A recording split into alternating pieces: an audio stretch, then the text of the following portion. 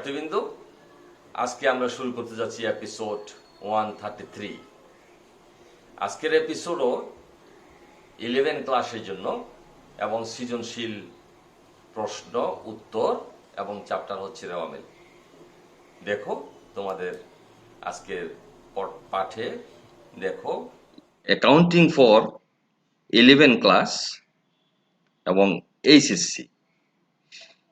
আজকের আলোচনা হবে ক্রিয়েটিভ কোয়েশ্চেন অ্যান্ড আনসার বা সৃজনশীল প্রশ্ন ও উত্তর, এবং চ্যাপ্টারের নাম হচ্ছে ট্রায়াল ব্যালেন্স বা রেওয়ামিল, এবং আজকের দ্বিতীয় পাঠ আলোচনা করব।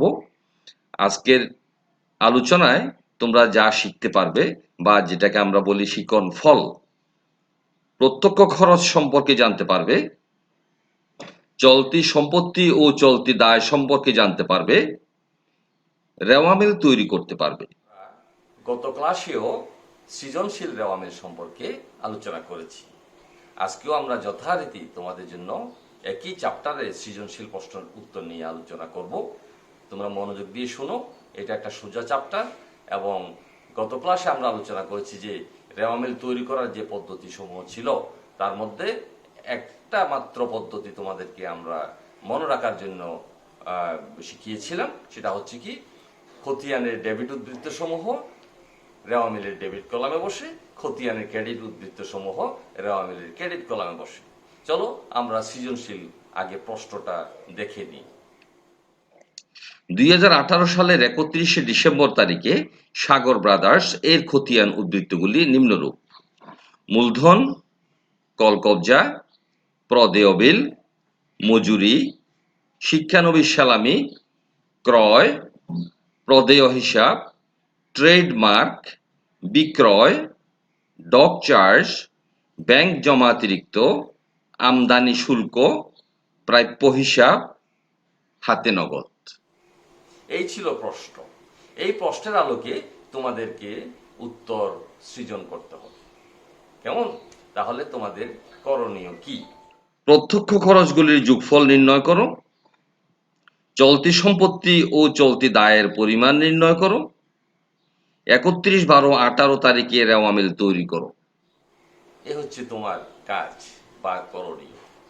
প্রিয় শিক্ষার্থীবৃন্দ, আমরা এই প্রশ্নের উত্তর জানার আগে আমরা জেনে নিই যে প্রত্যক্ষ খরচগুলি যোগফল কত। 1 নম্বর উত্তর। কেমন?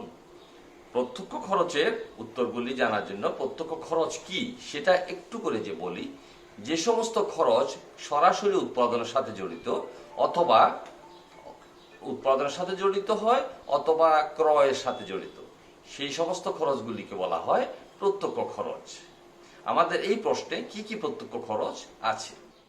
মজুরি 5,000 টাকা, ক্রয় 45,000 টাকা, ডক চার্জ 4,500 টাকা, আমদানি শুল্ক 5,000 টাকা, মোট 59,500 টাকা। কেমন? প্রত্যক্ষ খরচের যোগফল আমরা জানলাম। 2 নম্বর, চলতি সম্পত্তি ও চলতি দায়ের পরিমাণ নির্ণয় করো। এই প্রশ্নে কি কি চলতি সম্পত্তি আছে এখন জেনে নিই আমরা। চলতি সম্পত্তি কি? যে সমস্ত সম্পত্তি চলমান অথবা খুব দ্রুত টাকায় রূপান্তর করা যায় তাকে বলা হয় চলতি সম্পত্তি। আর চলতি দায় কি? যে সমস্ত দায় খুব দ্রুত পরিশোধ করা যায় সেগুলো হচ্ছে চলতি দায়। চলো আমরা চলতি সম্পত্তি এবং চলতি দায় কি কি সেটা জেনে নিই। প্রাপ্য হিসাব 25,000 টাকা, হাতে নগদ 25,500 টাকা, মোট 50,500 টাকা। চলতি দায় কি কি? প্রদেয় বিল, প্রদেয় হিসাব, ব্যাংক জমাতিরিক্ত। প্রদেয় বিল হচ্ছে 17,000 টাকা, প্রদেয় হিসাব হচ্ছে 15,000 টাকা, ব্যাংক জমাতিরিক্ত 23,000 টাকা। মোট চলতি দায় হচ্ছে 55,000 টাকা। ঠিক আছে, এখন আমরা 3 নম্বর আলোচনায় যাচ্ছি, সেটা হচ্ছে কি রেওয়ামিল তৈরি করো। আমি তোমাদের জন্য আজকে একটি চমকপ্রদ উদাহরণ নিয়ে আসছি। আমরা একটি শব্দ জানি, সেটা হচ্ছে কি ডিলার। ডিলার কাকে বলে? যে সমস্ত ব্যক্তি বা প্রতিষ্ঠান অন্য কোনো ব্যক্তি বা প্রতিষ্ঠানের পক্ষ হয়ে পণ্য সামগ্রী বাজারজাত করে বা বিক্রয় করে তাকেই আমরা ডিলার বলে জানি।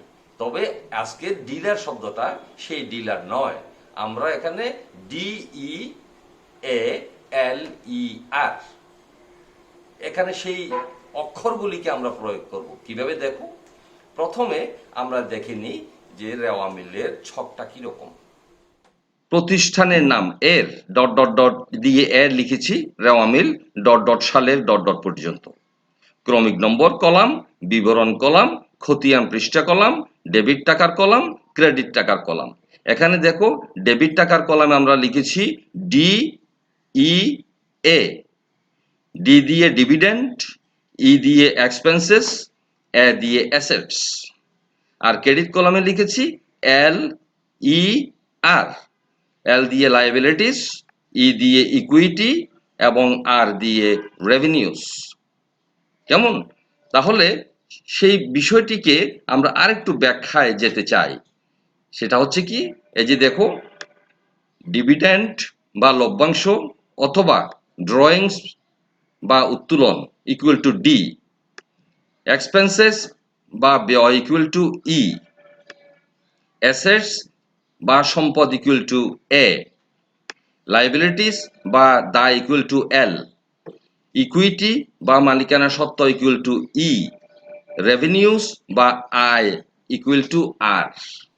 সুতরাং এই ডিলার সেই ডিলার নয়, এই ডিলার হচ্ছে রেওয়া মিলের ডেবিট কলামে যে সম্পত্তি খরচগুলো বসে, উত্তোলন বসে বা ডিভিডেন্ড বসে সেই DEA, এবং লায়াবিলিটিস পাশে ক্রেডিট কলামে যে লায়াবিলিটিস, ইকুইটিস এবং রেভিনিউস বসে LER, ডিলার। ওকে, মনে থাকবে তো? খুব চমকপ্রদ একটি উদাহরণ, আশা করি তোমাদের ভালো লাগছে। এখন আমরা প্রশ্নের আলোকে রেওয়া মিল তৈরি করতে যাচ্ছি। প্রথমে হেডলাইন লিখতে হবে সাগর ব্রাদার্সের রেওয়া মিল 2018 সালের 31 ডিসেম্বর তারিখে। ক্রমিক নম্বর, বিবরণ, খতিয়ান পৃষ্ঠা, ডেবিট টাকা, ক্রেডিট টাকা। মূলধন, মালিকানা, সত্য বলে এটা ক্রেডিট। কলকবজা, সম্পদ, ডেবিট। প্রদেয় বিল, দায়, ক্রেডিট। মজুরি, ব্যয় বা খরচ, ডেবিট। শিক্ষানবিশ সালামি, আয়, সুতরাং ক্রেডিট। ক্রয়, ব্যয় বা খরচ, ডেবিট। প্রদেয় হিসাব, দায়, ইকুয়াল টু ক্রেডিট। কেমন? মোট অপর পৃষ্ঠায় নিত 1,30,000 ডেবিট কলামে, 1,42,000 ক্রেডিট কলামে। আমরা অপর পৃষ্ঠায় গিয়ে দেখি, সেটা আবার এখানে লিখেছি যে মোট অপর পৃষ্ঠা থেকে নিত 1,30,000 আর 1,42,000। ট্রেডমার্ক, সম্পত্তি 50,000, ডেবিট। বিক্রয়, আয়, ক্রেডিট 75,000। ডক চার্জ, ডেবিট, খরচ। ব্যাংক জমাতিরিক্ত, দায়, ক্রেডিট। আমদানি শুল্ক, ব্যয়, ডেবিট। প্রাপ্য হিসাব, সম্পত্তি, ডেবিট। হাতে নগদ, সম্পত্তি, ডেবিট। এবং যোগফল হচ্ছে ডেবিট কলামে 2,40,000 আর ক্রেডিট কলামে 2,40,000। প্রিয় শিক্ষার্থীবৃন্দ, আজকে আমরা এখানে আমাদের আলোচনা শেষ করতে যাচ্ছি। আশা করি তোমরা আজকে রেওয়া মিলটা মনোযোগ দিয়ে শুনেছো এবং বুঝতে পেরেছো। এই রেওয়া মিল তোমাদের জন্য অ্যাকাউন্টিং যতদিন পর্যন্ত তোমরা শিখতে যাবে, পড়তে যাবে, জানতে যাবে, ততদিন পর্যন্ত এই রেওয়া মিলটা তোমাদের জন্য খুব গুরুত্বপূর্ণ একটি চ্যাপ্টার এবং সোজা একটি চ্যাপ্টার। ভালো থেকো, সুস্থ থেকো প্রিয় ভিউয়ার্স এবং সম্মানিত অভিভাবক মণ্ডলী। আপনারাও ভালো থাকেন। আল্লাহ হাফেজ। আসসালামু আলাইকুম।